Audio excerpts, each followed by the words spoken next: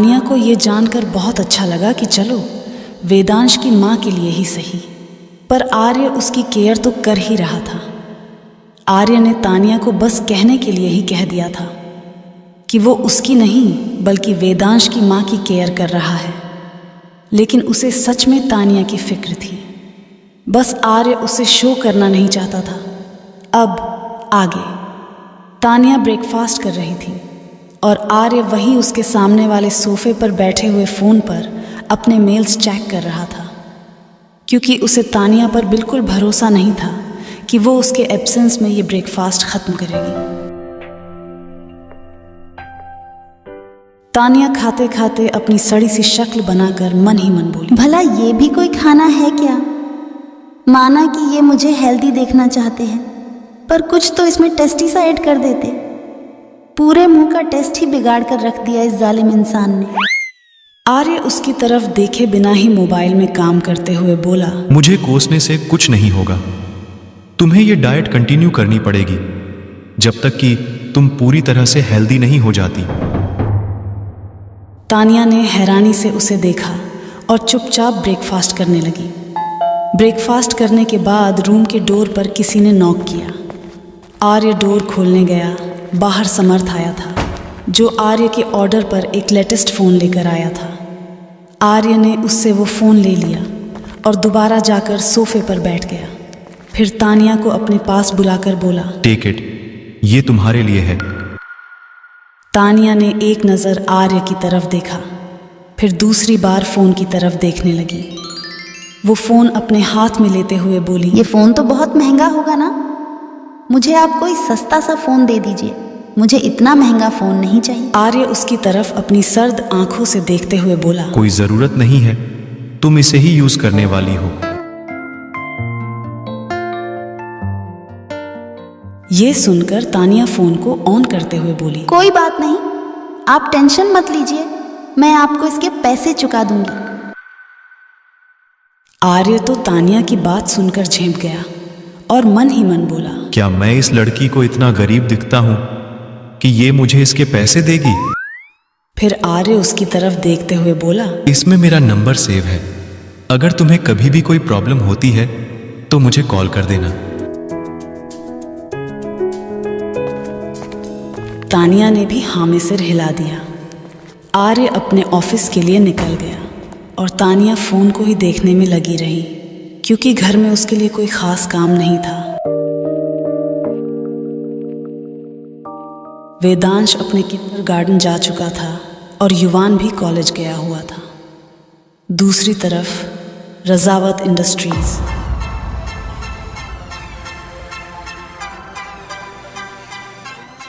Company के CEO mister Gautam Rajawat आज सभी डिपार्टमेंट के मैनेजर्स की एक मीटिंग लेने वाले थे, इसलिए सब मैनेजर्स मीटिंग हॉल की तरफ रुख कर रहे थे। थोड़ी ही देर में मिस्टर रजावत भी मीटिंग हॉल में आ गए और मीटिंग शुरू हो गई। आज एक इम्पोर्टेंट मुद्दे पर मिस्टर रजावत सबकी राय लेना चाहते थे, इसलिए उन्होंने ये मीटिंग रखी थी। उनकी सेक्रेटरी मिस सुहाना ने प्रॉब्लम को स्लाइड के फॉर्म में एड्रेस किया। सभी डिपार्टमेंट के मैनेजर्स अपना अपना सुझाव देने लगे। मीटिंग हॉल में दृष्टि भी मौजूद थी। वो फाइनेंस डिपार्टमेंट की मैनेजर थी। उसने अपनी राय रखते हुए कहा, sir, I think we shouldn't start this previously, instead aim for different one. अगर हम इस पुराने प्रोजेक्ट पर अपना टाइम और मनी इन्वेस्ट करते हैं तो इसमें हमारा लॉस ही होगा। तभी एक दूसरे डिपार्टमेंट की मैनेजर दृष्टि की बातों को ऑब्जेक्ट करते हुए बोली, sir, I don't think so कि हमें इसे छोड़कर नए प्रोजेक्ट पर काम करना चाहिए। फिर मिस्टर रजावत दृष्टि की तरफ देखते हुए बोले, दृष्टि, क्या तुम एक्सप्लेन कर सकती हो कि why should we leave this project? Yes sir, I can explain. अगर हम इस प्रोजेक्ट को दोबारा उसी पॉइंट से स्टार्ट करते हैं जहां से हमने इसे छोड़ा था, तो इसे हमें एक नए सिरे से स्टडी करनी पड़ेगी, which is totally wastage of time. और इस प्रोजेक्ट के इम्प्लीमेंटेशन की कॉस्ट भी हमारी एक्सपेक्टेशन से कहीं ज़्यादा होगी, और उसके कंपैरिजन में इसके सक्सेसफुल होने के परसेंटेज भी काफ़ी कम है। सभी बहुत गौर से दृष्टि के एक एक पॉइंटर्स को ध्यान से सुन रहे थे। आखिर में मिस्टर रजावत का डिसीजन वही हुआ जो दृष्टि ने कहा था। आप सबकी राय को मद्देनजर रखते हुए हम इस प्रोजेक्ट को यही ड्रॉप करते हैं और इसकी खामियों का ध्यान रखते हुए इससे बेटर मॉडल पर काम करने के लिए अगले 2 दिनों में एक टीम असाइन की जाएगी, जिस टीम का हेड मैं खुद रहूंगा और फाइनेंस डिपार्टमेंट की हेड मिस दृष्टि मेहता को बनाता हूं। मिस दृष्टि, अब से टीम आपकी लीडरशिप में काम करेगी।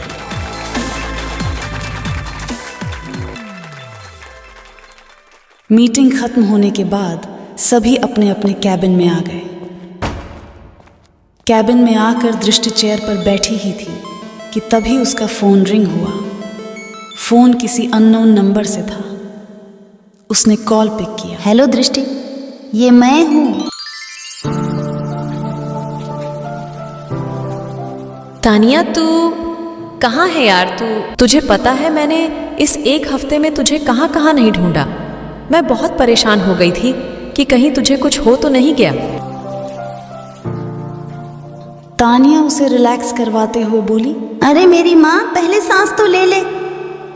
मैं जहाँ भी हूँ बिल्कुल ठीक हूँ, तू मेरी फिक्र मत कर। फिर तानिया उसे कबीर और उसके दोस्तों की सारी करतूतें बताने लगी। आर्य के बारे में भी बताया कि कैसे आर्य ने उन दरिंदों से उसे बचाया था। उसके बाद उसने आर्य से शादी वाली बात भी बताई। दृष्टि तो शादी वाली न्यूज़ सुनकर शॉक में चली गई और वो हैरानी में बोली, क्या तू मिस तानिया मल्होत्रा से मिसेस तानिया आर्य सिंघानिया बन गई? और मुझे बताना भी जरूरी नहीं समझा।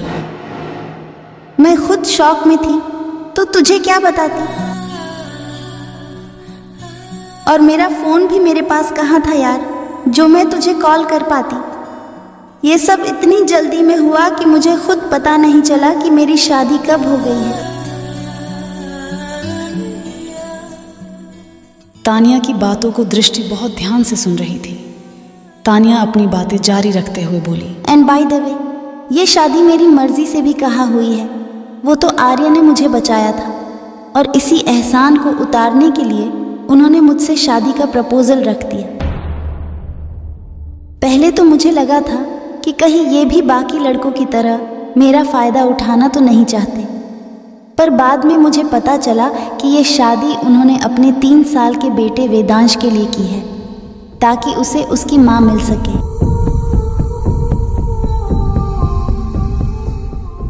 क्या कहा? मिस्टर सिंघानिया का एक बेटा भी है? मतलब तुझसे ये उनकी दूसरी शादी है? पहले मुझे भी यही लगा था कि ये आर्य की दूसरी शादी है, पर वेदांश उनका खुद का बेटा नहीं है। वो उनके दोस्त का बेटा है जिनकी 1 साल पहले एक कार एक्सीडेंट में मौत हो गई थी। उसके बाद आर्य ने उसके बेबी को गोद ले लिया।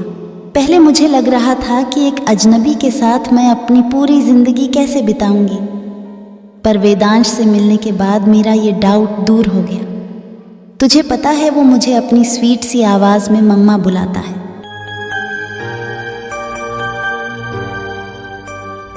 मुझे बहुत खुशी है कि तू मल्होत्रा हाउस को छोड़ने में कामयाब हो पाई। अब मैं भगवान से यही प्रे करूंगी कि जल्द से जल्द तुझे और मेरे आर्य जीजू को एक दूसरे से प्यार हो जाए और वेदांश को एक क्यूट सी बहन भी मिल जाए और मैं 2 प्यारे प्यारे क्यूटिस की मासी बन जाऊं। तानिया तो दृष्टि की बातें सुनकर चौंक गई और बोली, हो गया तेरा, कुछ ज्यादा ही नहीं सोच रही है तू? आर्य ने मुझे साफ साफ कहा है कि उन्होंने ये शादी सिर्फ और सिर्फ वेदांश के लिए की है।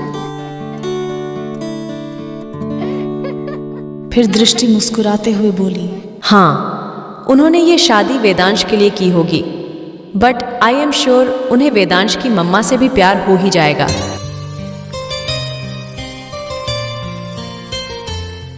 दोनों इसी तरह बातें करने लगे और काफी देर के बाद दृष्टि ने कहा, अच्छा, तू अपने घर का एड्रेस बता, मैं आती हूँ तुझसे मिलने। तानिया ने सिंघानिया मैंशन का एड्रेस सेंड कर दिया। फिर थोड़ी देर बात करने के बाद तानिया ने कॉल डिस्कनेक्ट किया और नीचे जाकर अनिल जी के कमरे में चली गई। अनिल जी बेड पर आराम से बैठकर एक बुक पढ़ रहे थे। तानिया उनके रूम में खाने की प्लेट लेकर गई थी। तानिया ने आहिस्ते से उनका चश्मा हटाते हुए उनसे बुक ले लिया और उनके टी टेबल पर प्लेट रखकर उन्हें खाना खाने के लिए कहा। अनिल जी ने स्माइल करते हुए तानिया का ऑर्डर फॉलो करते हुए खाना खाना स्टार्ट कर दिया। थोड़ी देर बाद तानिया ने उन्हें दवाई दी और अनिल जी को वापस सुलाते हुए बोली, डैड अब आप रेस्ट कीजिए, मैं चलती हूँ। अनिल जी के कमरे के दरवाजे पर 2 आंखें तानिया को अनिल जी की केयर करते हुए देख रही थी, जिन्हें देखकर उन आंखों में नमी आ गई थी। ये चैतन्य दादाजी ही थे जो तानिया और अनिल जी की बॉन्डिंग को देख रहे थे। इससे पहले कि तानिया उन्हें देख पाती, वो हॉल की तरफ जाकर सोफे पर बैठ गए। बाहर आकर तानिया की नज़र दादाजी पर पड़ी तो वो उनके पास गई और दादाजी की तरफ देखते हुए बोली, दादाजी आपने अपनी दवाई ली? दादाजी तानिया की तरफ देखने लगे। तानिया समझ गई थी कि दादाजी फिर से अपनी दवाई लेना भूल गए थे। तानिया दादाजी की तरफ इस तरह से देखने लगी जैसे कि कोई स्ट्रिक्ट टीचर अपने शैतान स्टूडेंट की तरफ देख रही हो। दादाजी भी किसी छोटे बच्चे की तरह तानिया को देख रहे थे, जिसकी अभी अभी चोरी पकड़ी गई थी। तानिया बिना टाइम वेस्ट किए उनकी दवाई ले आई और पानी का ग्लास देते हुए बोली, लीजिए ये दवाई खाइए। अब से डैड की तरह आपका भी ख्याल मैं रखूंगी और आपको भी बिना कोई सवाल किए मेरी बात माननी पड़ेगी। चैतन्य दादाजी ने तानिया के हाथों से दवाई लेकर खा ली। उन्हें ये देखकर बहुत खुशी मिल रही थी कि तानिया को सबकी कितनी फिक्र है। तानिया पानी का ग्लास टेबल पर रख ही रही थी कि तभी वेदांश अपने क्यूट से बैग के साथ दौड़ता हुआ मेन दरवाजे से अंदर आया और तानिया को देखकर उसकी तरफ दौड़ने लगा। ये देखकर तानिया दूर से ही बोली, बेटा आराम से, तुम्हें चोट लग जाएगी। पर वेदांश नहीं रुका और दौड़कर तानिया के पास आ गया। तानिया तो पहले से ही घुटने के बल बैठ गई थी अपने प्यारे वेदांश को गोद में लेने के लिए।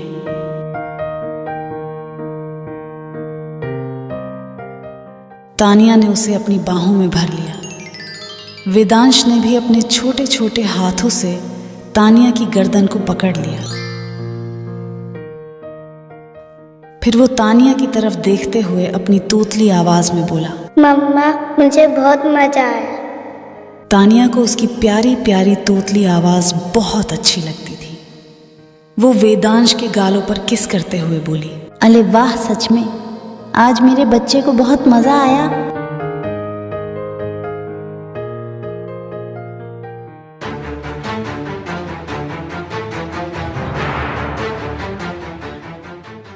दृष्टि को अपने फोन से एड्रेस भेजकर तानिया ने कही, गलती तो नहीं की?